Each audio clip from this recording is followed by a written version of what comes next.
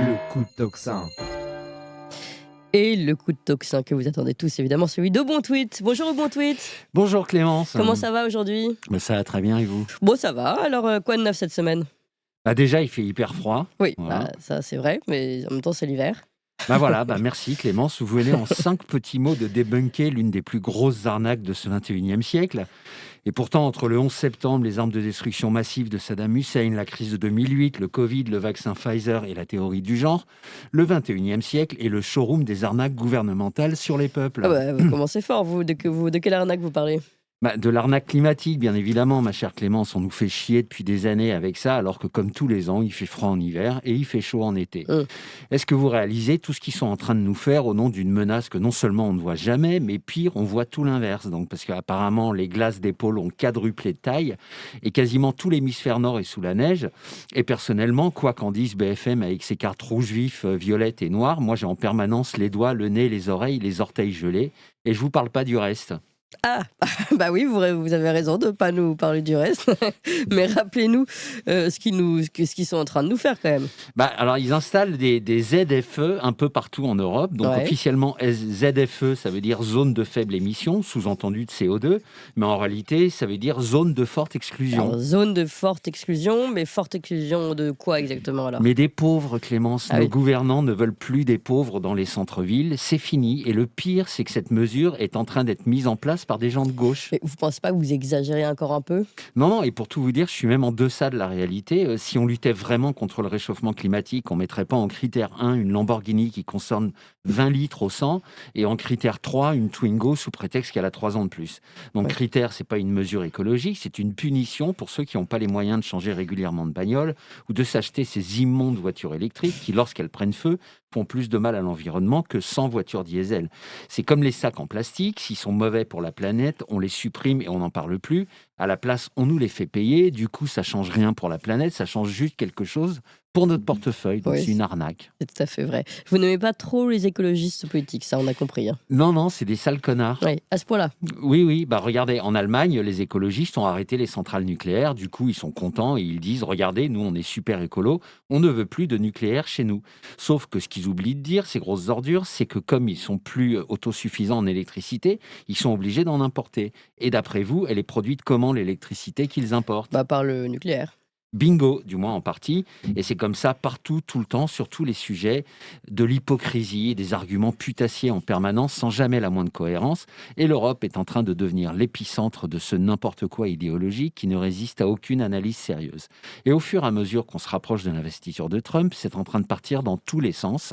Vous vous souvenez de cette séquence dans Les Visiteurs, quand Hubert de Montmirail se rapproche de son ancien château, dans lequel la bague qu'il porte à la main est exposée dans une vitrine. Oui.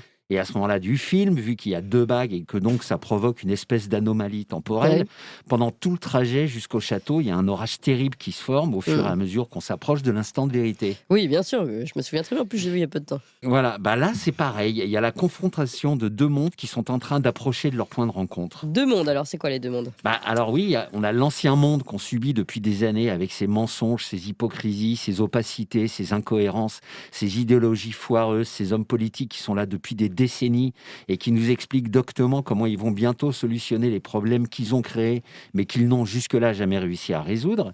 Et puis, on a ce monde nouveau, en tout cas on l'espère, qui sera fait de révélations, de transparence, d'affirmations factuelles, de sorties de dossiers explosifs et accessoirement de listes de pédophiles que ça fait 6 ans qu'on attend, si vous voyez ce que je veux dire.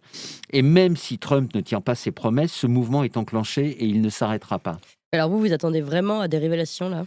Je sais pas, j'espère bien sûr. Ce que je vois en tout cas, c'est que tous les hommes politiques mainstream, tous les journalistes de ce qu'on appelle les legacy médias, donc en gros les médias autorisés, c'est-à-dire pas vous, et tous les fact-checkers se sont passés le mot, et quelle que soit leur tendance politique, ils tiennent tous le même discours. Alors à savoir?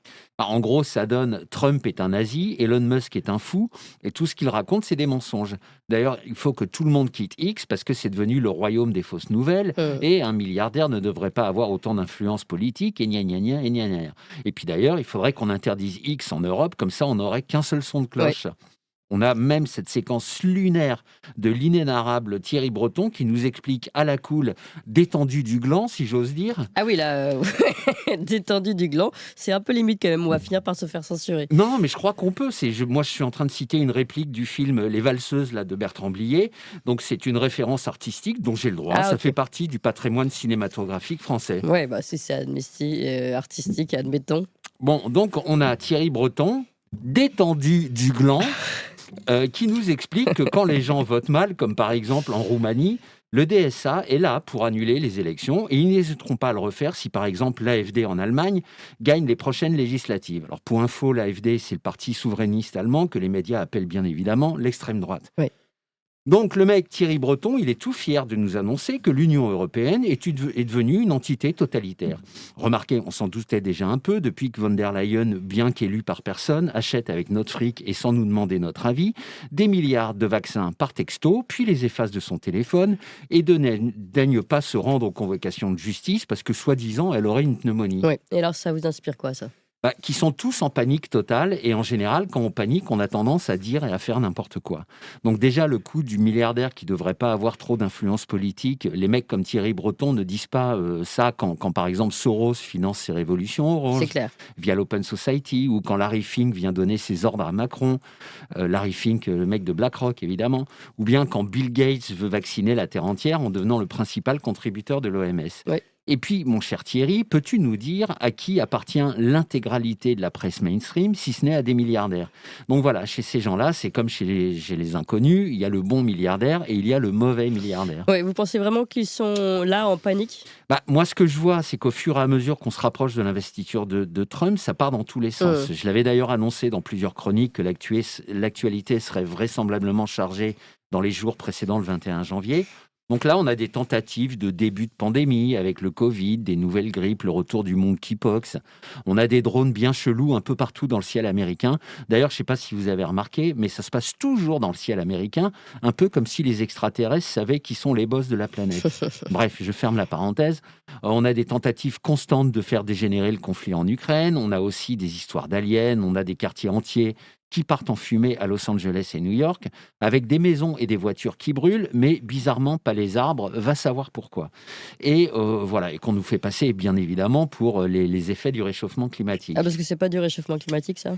Alors, d'après les thèses complotistes auxquels je souscris bien évidemment, oui, le ceinture noire. c'est de la destruction de preuves, ainsi que de juteuses opérations immobilières, comme à Hawaï en 2023. Attends, destruction de preuves de quoi? De scènes de crimes pédophiles. Ah. Voilà, mais j'en dirai pas plus parce que de toute manière, on nous a promis que ça allait sortir, donc attendons. Mais avec tous ces exemples, qu'est-ce que vous cherchez à nous dire en fait? Rien de ce qui se passe en ce moment n'est naturel, absolument rien. J'ai jamais joué au Pokémon, mais ça donne l'impression d'un joueur qui sera en possession d'une carte Pokémon Super Terminator, qui aurait plein d'atouts pour attaquer et qui, sentant sa fin venir, balancerait tout en même temps dans un mouvement désespéré. Et en même temps, c'est tellement grotesque que ça fait penser à une comédie grandeur nature. Ainsi, on peut le voir à l'écran, dimanche, il y a Joe Biden qui a balancé un tweet, un truc assez totalement what the fuck, dans lequel il dit « L'économie que je laisse aux Américains est la meilleure du monde et n'a jamais été aussi solide pour les Américains », comme vous pouvez le voir d'ailleurs sur l'image. Oui, et vous avez répondu en plus. Hein. Oui, alors moi, je lui ai répondu que c'était le mec le plus drôle de la Terre. C'est un petit jeu entre lui et moi. Dès qu'il dit n'importe quoi, je lui envoie un petit tweet taquin. Enfin, moi, j'ai l'impression que c'est surtout moi qui joue, mais bon, voilà. Bon, bref, nous, les complotistes, on sent ce vent de panique partout et ils courent tous de manière anarchique comme des sales petits cafards, terrifiés à l'idée que leur vilain petit secret soit révélé et surtout à l'idée qu'ils n'ont plus du tout le monopole de la vérité et de l'information comme ils ont pu l'avoir pendant des années, à l'époque où nous étions des méchants parias complotistes, égoïste et anti-science. Et on a encore pu le voir ce week-end. Ouais, parce qu'il s'est passé quoi encore ce week-end? Alors, pour éviter les ennuis, je vais essayer de rester très factuel. Oui, là, donc, vous me faites peur, là. On a Candace Owens, qui est une Ouais. influenceuse américaine qui est suivie par plusieurs millions de personnes. proche de Trump et de Tucker Carlson, qui a révélé avoir reçu une lettre de menace de la part un cabinet d'avocats, représentant la famille Macron. Oui. Et dans cette lettre, on lui reproche ses sous-entendus sur la légitimité du couple, ainsi que sur l'âge et le sexe de Madame Macron. Et surtout, on insiste pour qu'elle ne rende pas cette lettre publique. Alors, on dirait qu'elle l'a pas vraiment obéi. C'est ça qui est dingue. C'est impossible qu'un cabinet d'avocats digne de ce nom ne sache pas qu'aux USA, la liberté d'expression est le premier amendement de la Constitution américaine et que pour les Américains, c'est aussi sacré que la Bible, Thanksgiving et le hamburger. Et qu'aucune personne ne peut être inquiétée pour ce qu'elle pense, ce qui n'est plus du tout le cas en France, vu qu'il y a de plus en plus de sujets qui peuvent vous valoir une garde à vue si vous ne pensez pas comme la loi vous oblige de penser. Ce qui est, si on y réfléchit 5 minutes, c'est totalement lunaire et surtout, personne ne move sur le sujet. Mais bon, ça, on en parlera une autre fois. Oui.